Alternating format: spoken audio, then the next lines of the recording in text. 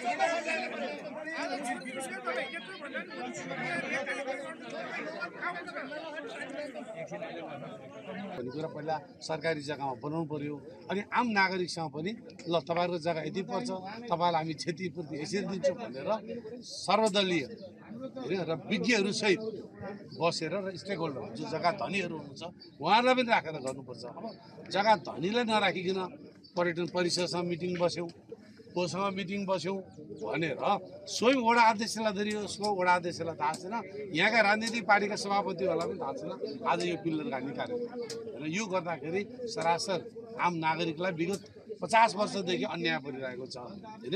यहाँ ताल वरिपरि बस्ने सबै जनताको के छ भने ताल बचाउनुपर्छ भन्नेमा दुई मत छैन। ताल बचाउनुलाई उहाँहरूको गएको जग्गाको उचित क्षतिपूर्ति भने के भन्छ यसलाई मौजा पाउनुपर्छ भन्ने हामी सबैको मान्यता हो हैन। अब मेयर साहबले कति काम गर्नुभयो कति भयो न महानगरपालिकामा बेरोजी कति छ त तपाईहरु सबैलाई थाहा छ हैन। पोखरा अब यो टुरिज्म सिटी भनेको छ।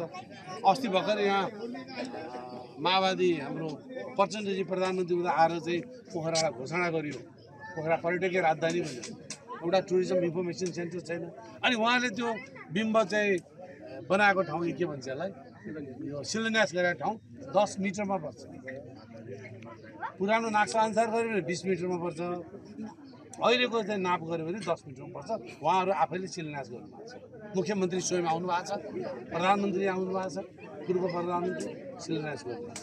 त्यसैले सरकार पनि क्लियर के हुनु पर्यो भने कति जग्गा लियो भने सामान्य अदालत पनि कति जग्गा लियो भने ताल पनि सुरक्षित हुन्छ, नागरिक समाज पनि सुरक्षित हुन्छन् र विकास र यसको प्रवर्धन पनि हुन्छ भन्ने कुरा लाग्नुपर्छ हैन।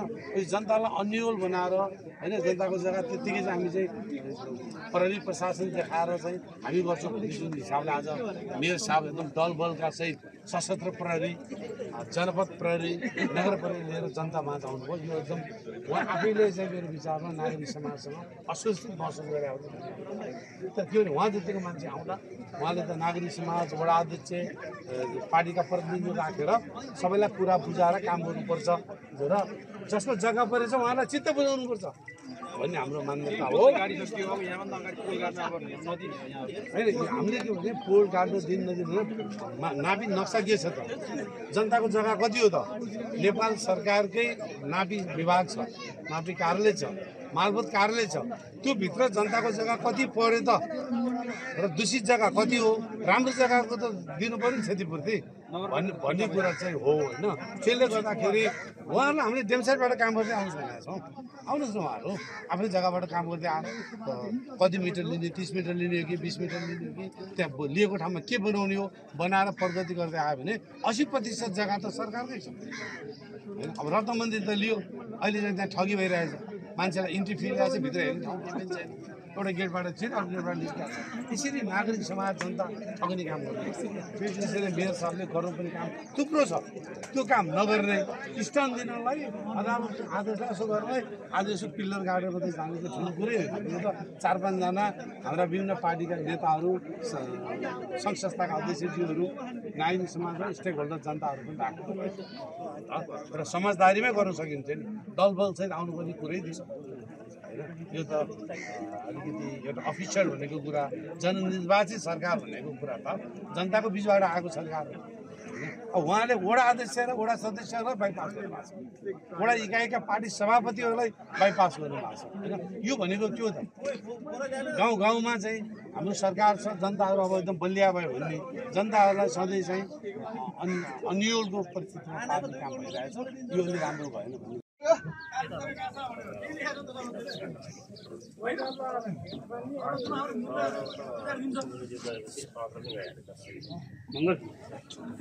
अलिकति साइड गरौँ त।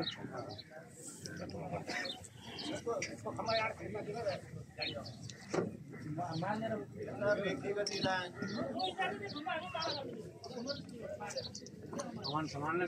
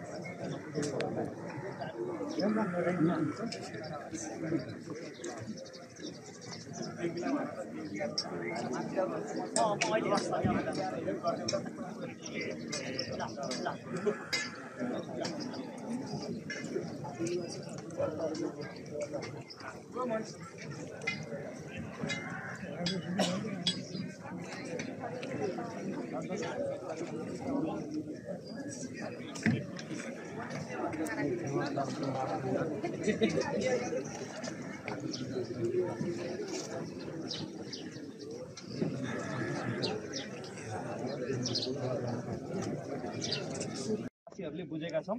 हामी सबैको एउटा मात्रै गम्भीर प्रश्न छ, यो महानगरसँग र यो मुख्यमन्त्रीको कार्यालयसँग एउटा मात्रै प्रश्न के हो त भने हरेक ठाउँका निर्णयहरू, हरेक ठाउँका योजनाहरू कार्यान्वयन गर्नका लागि जहाँ पनि पहिलो स्टेप सर्वप्रथम राज्यले अपनाउनु पर्ने पहिलो विधि भनेको स्थानीय सरकारवालासँग छलफल हो।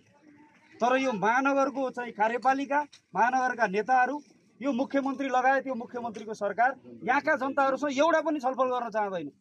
भोलि के हुन्छ पनि भन्न चाहँदैन।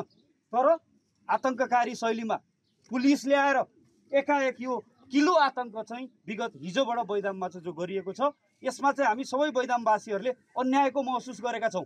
हाम्रा आवाजहरू जनताका बिचमा पुग्नै पाएका छैनन्। हाम्रा जनताका बैदामवासीहरूका बातचित सुनिएको पनि छैन।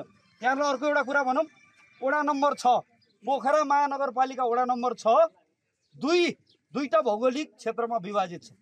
यसको तकरिबन 60% भन्दा बढी भूभाग पानीमा छ र यसको 40% भूभागमा मात्रै बैदामवासीहरू बस्छन्। यो मर्मलाई यो प्रतिवेदनले समेटेको छ, यो मर्मलाई यो प्रतिवेदनले समेट्न सकेको छैन। त्यसले गर्दा यो एउटा वडा जुन 60-65% भूभाग पानीमा पर्छ, बाँकी भूभाग मात्रै पानीभन्दा बाहिर पर्छ, जहाँ स्थानीयवासीहरू बस्छन्। यो मर्मलाई यो प्रतिवेदनले यो मापदण्डले समेट्नुपर्ने हो। यो कुरामा पनि निकै कन्जुस्याइ छ। सरकार छलफल गर्ने तागतमै छैन। उहाँहरू स्थानीय सरकारवालासँग किन छलफल गर्न चाहनुहुन्न? यहाँ किलो गाडी हो भनेर थाहा पाउने अधिकार बैदामवासीलाई छैन? तालको छेउमा बस्नेलाई छैन? तालमा जग्गा पर्नेलाई छैन? आफ्नो व्यक्तिगत पूर्जा भएको जग्गा पानीमा परेकाहरूलाई छैन त कुरा बुझ्ने अधिकार? तर यो सरकार जनतालाई सामान्य खबर पनि गर्न चाहन्न, सरकारवालासँग छलफलै नगरिकन आफ्नो निर्णय लाद्न चाहन्छ। त्यो पनि गण्डागर्दी शैलीमा प्रहरी ल्याएर, नगर प्रहरी ल्याएर जनताका आवाजलाई बाहिर निकाल्न नदिकन दमन गरेको शैलीमा यो जुन विगत हिजोदेखिबाट भइरहेको यो पोलवाला चाहिँ राजनीति छ, यो चलिरहेको छ। यसमा हाम्रो गम्भीर आपत्ति छ र यसको निकास एउटा मात्रै छ। यदि कुनै पनि सरकार यो आफ्नो कार्यक्रम लागू गर्न चाहन्छ, अदालतको फैसला कार्यान्वयन गर्न चाहन्छ, पहिलो प्रक्रिया भनेको स्थानीय सरकारवालासँग बसेर छलफल गरेर तिनका कुरा लिएर अगाडि बढ्ने हो। यो कुरामा मुख्यमन्त्री पनि तयार हुनुहुन्न, यो कुरामा मेयर पनि तयार हुनुहुन्न। यसमा सबै बैदामवासीको गम्भीर आपत्ति छ र हाम्रो सरकार, हाम्रा जनप्रतिनिधिले हामीमाथि अन्याय गरेको, हाम्रो आवाजलाई दबाएको भन्ने हामीले महसुस गरेका छौँ। धन्यवाद। लामो समयदेखि फेवातालका नाममा धेरै राजनीतिहरू भए, प्रोपागान्डाहरू भए, तर स्थानीय जो हिजो तालको लागि योगदान गरेर आएका मान्छे छन्, तिनीहरूको हितमा अहिलेसम्म राज्यले योजना ल्याएको पनि छैन। यो फुड ट्र्याक बनाउने क्रममा तपाईँ आज देख्नुभएको छ, बाराइघाटमा मुख्यमन्त्रीज्यू र मेयर साहब लगायतको टोलीले सीमा स्तम्भ भनेर चाहिँ सीमा स्तम्भ गाडेर जानुभएको छ। तर त्यो सीमा स्तम्भभन्दा अगाडि त्यो करिब त्यो टावर बनेको साथको सिमानासम्म अगाडिको बेल्टसम्म फेवातालतर्फ, त्यसको सोझो यहाँ पहिला फेवातालसँगै जोडिएको यहाँका स्थानीयहरूको खेत थियो। त्यो खेत यहाँदेखि गैरा चौतारो सेदी क्षेत्रमा खेत रोपेर खान्थे मान्छेहरू।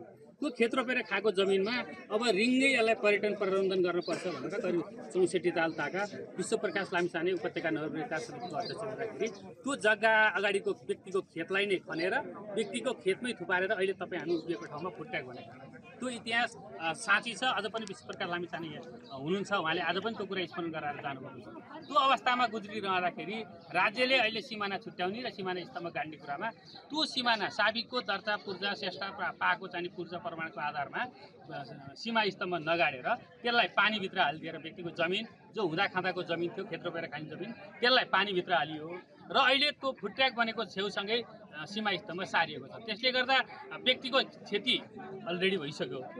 निश्चय नै त्यहाँ करिब कोहीको त 25-30 मिटर, कोहीको 40 मिटरसम्म पनि ताला जग्गा परेको छ। त्यो कुनै नक्सा एकैचोटि एउटै मितिमा बनेको दर्ता भएको खेत जग्गा हो।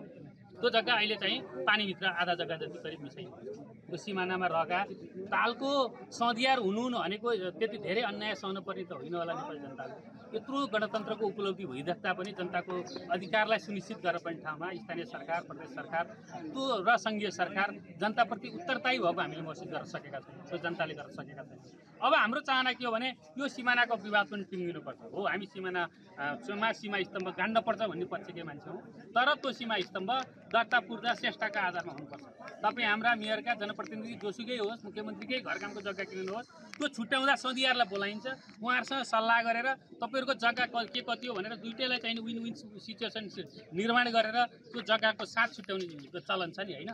तर हामीहरूको यहाँ फेवातालको सधियार हामी हुँदाखेरि हामीलाई बाइपास गरेर सधियारले चाहिँ सीमा स्तम्भ गाड्दै गर्दा राज्य सीमा सधियार भन्यो, ताल सधियार भन्यो, त्यो हाम्रो व्यवस्था होइन।